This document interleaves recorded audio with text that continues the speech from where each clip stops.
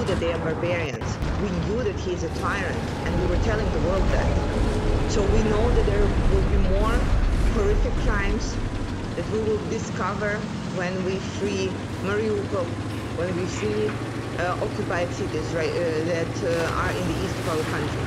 We know that. We understand that. And what will remain in your mind when you think back to Monday and yeah, we saw those images of Ukraine's president going to Bucha. What will remain in your mind from that day? Probably the most graphic picture is after we have seen the mass grave of 300 people, we went to talk to the people who survived, and one of them showed me the house of their relatives that burned down with all inhabitants inside. So the house was down, but the fence was still standing. And there was this sign written by hand, put into a plastic file and taped very accurately on the fence. It was saying, "We are peaceful people," hoping that Russians will reconsider and will not be killing everybody inside. And it didn't happen. They were indeed peaceful people. What did those witnesses tell you? Did the killing take place when they came in or when they pulled out? They said it was killing during those stages.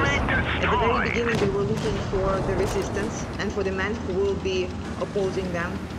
Then they were taking women and were raping them, and obviously men were trying to protect them. So they were killing both men and women.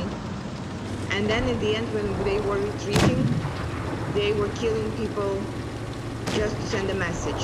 What they said was, "You are dirt, and we are cleaning this land from the dirt." Sounds very nasty, right? But this is what is happening. And my question is, for how long it will happen? This is a question about spirit. This is a question about what we will find in those occupied cities. It's a question of for how long would the war be going? And the answer to that is rather not only in Ukrainians' hands, but in the world's hands. And after we have seen the pictures from Bucha, after the whole world witnessed what happened there, it's up to every single world leader to reconsider what they had in mind before, to reconsider their ideas of not sending weapons to Ukraine, to reconsider the idea to buy the Russian gas and oil, because right now it's everybody's responsibility what's going on. We are showing you what they are committing on our land. And we are asking for help, and it's a shame that on day 40 of the war, we are asking for the same things that on day 1. And we are not asking for NATO troops to come here and fight for us. We are saying, give us the weaponry and we will fight for ourselves. But this does not happen too.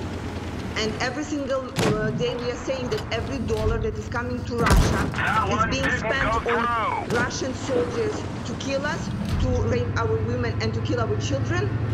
So many world leaders are looking down and saying, yeah, well, there are two sides of the story. I can tell you there are none. There is no two sides of the story.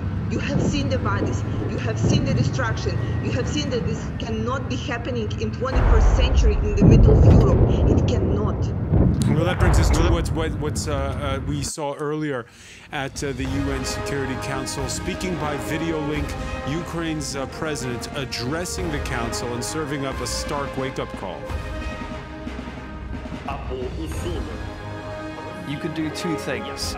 Either remove Russia as an aggressor and a source of war, so it cannot block decisions about its own aggression, its own war.